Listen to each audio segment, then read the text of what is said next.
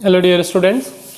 तो देखिए कि लास्ट वीडियो में मैंने आपको जो है रियलाइजेशन और उससे रिलेवेंट जो अकाउंट बनते हैं ट्रांसफरर के बुक के अंदर, या जिसको अपन वेंडर कंपनी कह सकते हैं, तो उसी के अंदर एक बहुत ही अच्छा क्वेश्चन है जिसके अंदर थोड़ी कैलकुलेशन ज़्यादा अच्छी है और उसके अंदर एडजस्टमेंट्स भी है। जनरली क्या होता है कि जैसे अगर परचेजर कंपनी हमको जो भी शेयर सिक्योरिटी आदि जो भी देती है तो नॉर्मली हम उसको एज इट इज़ जो है वो हमारे शेयर होल्डर्स को दे देते हैं, लेकिन ये क्वेश्चन है जिसके अंदर हमने थोड़े बहुत और ट्रांजैक्शंस भी किए हैं, तो इसीलिए मैं ये क्वेश्चन या ट्रिकी क्वेश्चन आपको करके बता रहा हूँ, जिससे आपको थोड़ा अलग से थोड़ा एक वैरायटी उसके अंदर मिल जाएगी।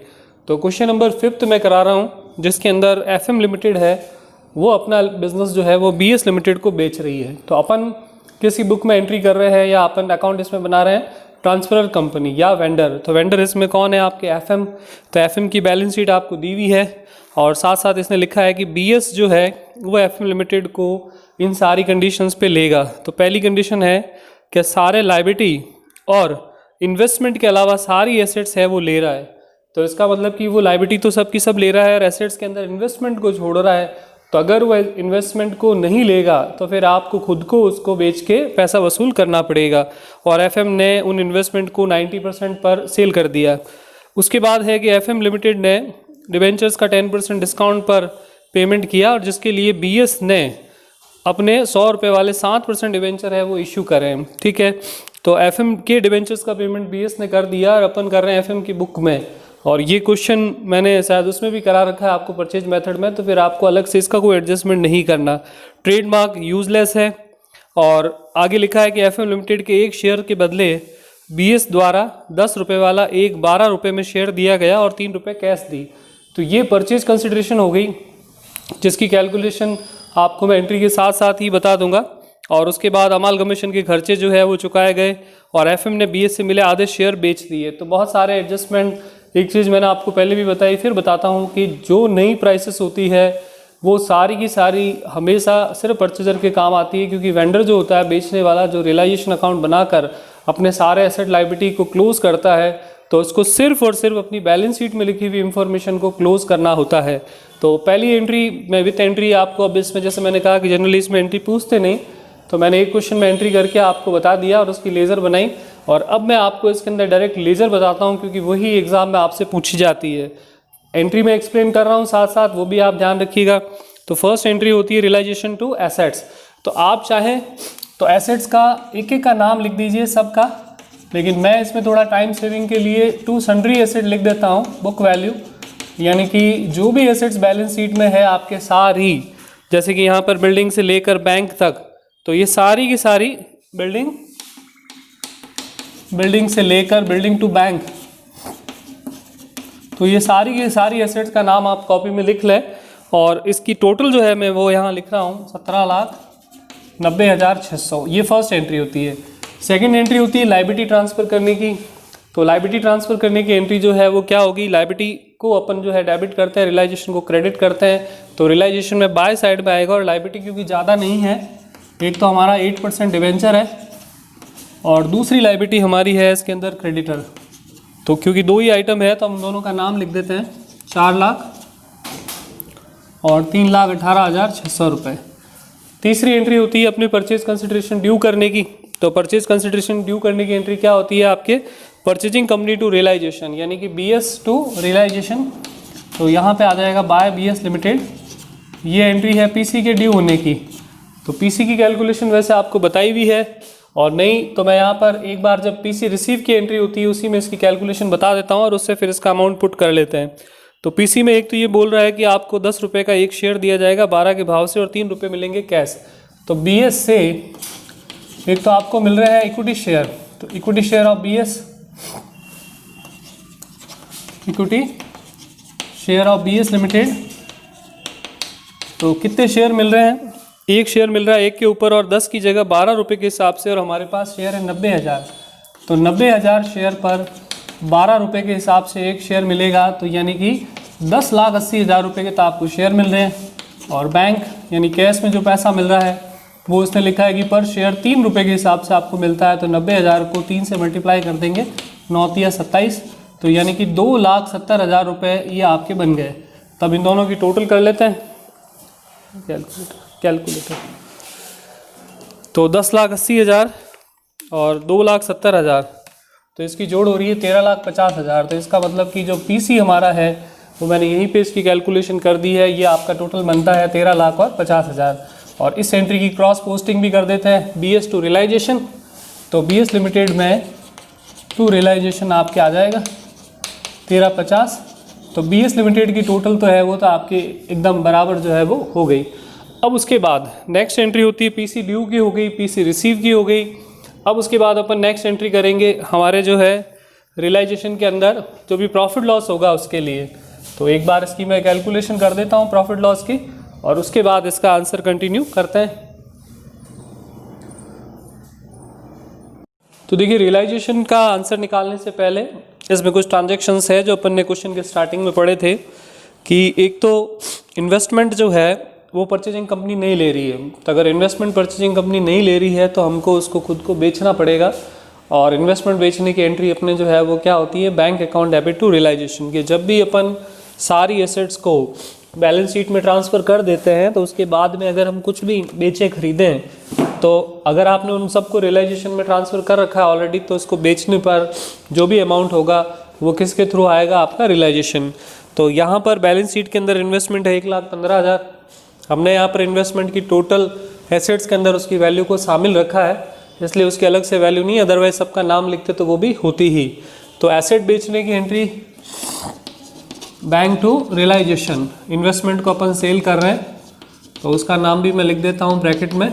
और 90% पर आपने उसको बेचा, तो इन्वेस्टमेंट है 1,15,000 रुपये के, और 90% पर आप उसको सेल कर रहे हो, तो 1,15,000 का 90%, तो 1,03,500 रुपीज़ के इन्वेस्टमेंट आपने जो है वो सेल कर दिए। इसके अलावा अभी इन एंट्रीज़ की मैं पोस्टिंग कर देता हूँ। जैसे कि equity share of BS limited आपने बीएस के क्रेडिट में लिखा है, तो इक्विटी टू बीएस, तो यहाँ पे आ जाएगा टू बीएस लिमिटेड, कितने शेयर से, 10,80,000 के।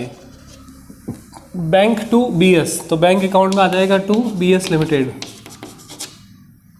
2,70,000 रुपये से। वैसे चाहे तो इसमें बैंक बैलेंस जो बैलेंस शीट में दिया वो लिख सकता है, और वो बैंक बैलेंस वैसे आपने रियलाइजेशन अकाउंट में ले जाकर उसको क्या कर दिया है, क्लोज।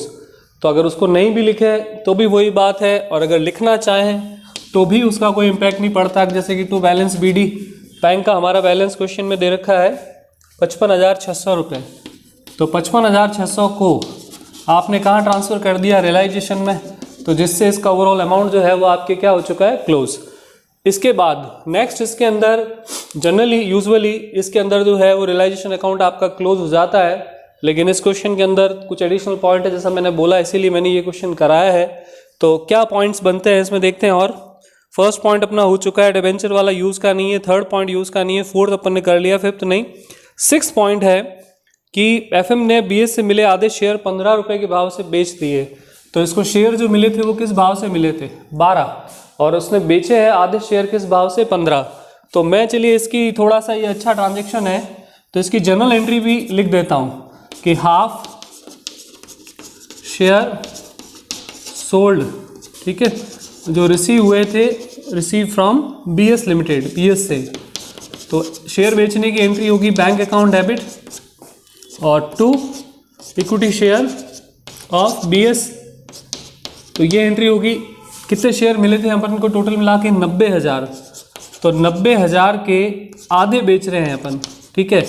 तो 90,000 के आधे बेच रहे हैं, तो 90,000 के आधे शेयर आप जो बेच रहे हो वो क्या भाव से बेच रहे हो, 15 रुपये के भाव से, ठीक है। जबकि हमको जो शेयर मिले हैं 90,000 के आधे वो मिले हैं 12 रुपये के भाव से। तो दैट मीन्स कि इनको बेचने पर अपन को फ़ायदा होगा, और इस प्रोसेस में जो भी फ़ायदा होगा वो सब रियलाइजेशन में, और लॉस हुआ तो वो भी रियलाइजेशन में जाएगा।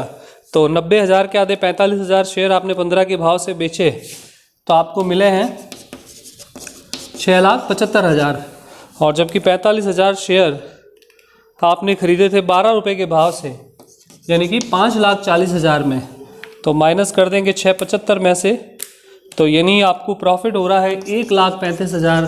तो इनकी लेजर पोस्टिंग कर देते हैं। बैंक में तो ये दोनों आएंगे, तो बैंक अकाउंट में तो to equity share of BS limited भी आएगा 540, और टू रियलाइजेशन भी आएगा 1,35,000।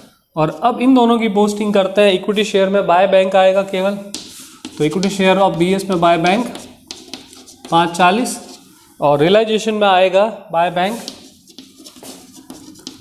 बैंक और इसमें आ रहा है 1,35,000 रुपये।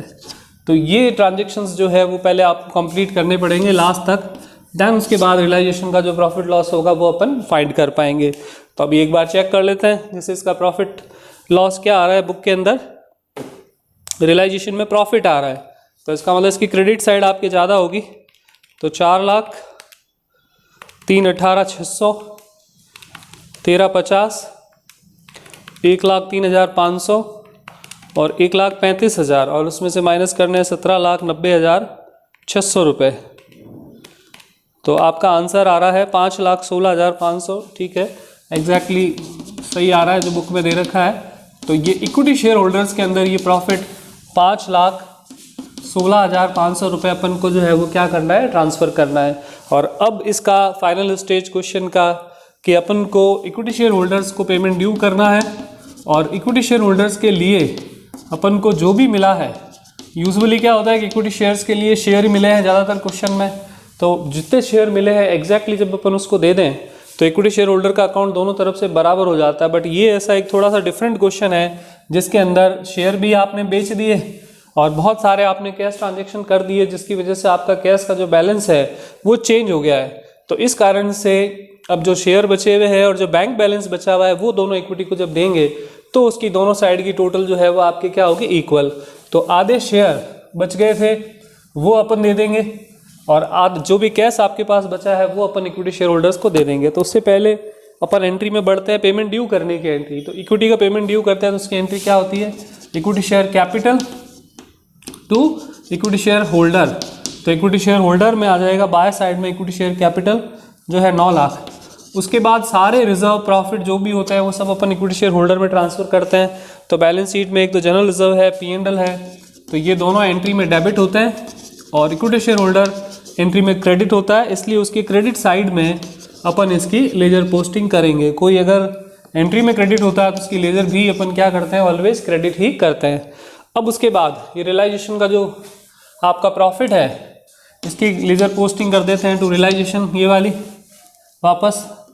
तो रियलाइजेशन में जो प्रॉफिट हुआ है वो अपन यहाँ क्रॉस एंट्री कर देंगे 5,16,500 रुपये। और अब अपन को फाइनली जो शेयर बचे हुए हैं आधे वो इक्विटी शेयर होल्डर्स को देना है, बैलेंसिंग फिगर जो भी बच गया, और जो कैश का बैलेंस है वो भी आपको इक्विटी शेयर होल्डर्स को देना है, बैलेंसिंग फिगर।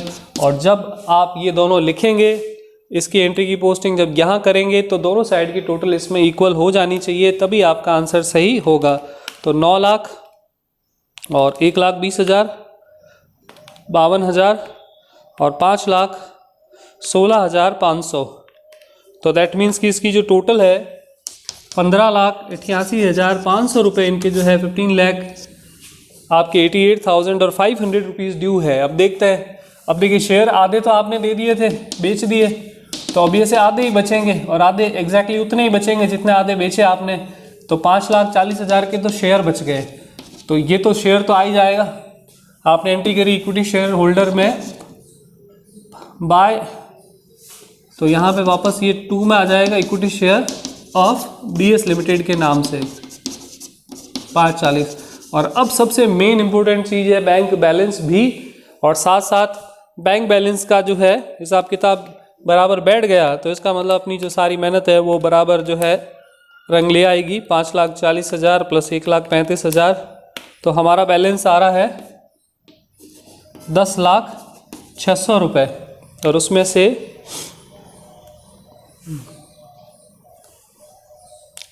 सारी एंट्रीज़ की जो पोस्टिंग है वो इसमें हो गई है कंप्लीट। सॉरी, एक लेजर पोस्टिंग छूट रही थी, इसलिए मुझे लग रहा था कि अमाउंट बराबर नहीं आ रहा। ये वाली जो एंट्री थी bank account debit to realisation 1,03,000 की, तो रियलाइजेशन जो है वापस यहाँ 2 में आएगा। और फिर आपका बैलेंसिंग फिगर अमाउंट जो है वो मैंने कैलकुलेट कर दिया है, वो 10,48,500 रुपये आ रहा है। और अब इसकी एंट्री बनी इक्विटी शेयर टू बैंक। तो इक्विटी शेयर होल्डर में जब अपन टू बैंक लिखेंगे तो इसकी दोनों साइड की टोटल बराबर आ गई। दैट मीन्स कि हमारी जो सारी कैलकुलेशन थी वो करेक्ट है। तो इस तरीके से ये आपके जो अकाउंट बनते हैं लेकिन जैसे मैंने आपको पहले क्वेश्चन कराया कि अगर अपन एंट्री करके करते हैं तो उसमें टाइम तो भले थोड़ा ज़्यादा लगता है, बट वो आराम से क्वेश्चन जो है वो कंप्लीट करने में आपको हेल्प करता है। लेकिन मैंने आपको दोनों तरीके से बता दिया, एंट्री करके भी और प्लस उसके अलावा जो है डायरेक्ट अगर आप लेज़र बनाते हो तो किस तरीके से लेज़र बनती है। तो अभी मैं इसमें कुछ क्वेश्चन जो है इंटरनल रिकंस्ट्रक्शन के जो बाकी रहेंगे तो वो फिर आपको स्टार्ट करूँगा नेक्स्ट वीडियो से। Thank you.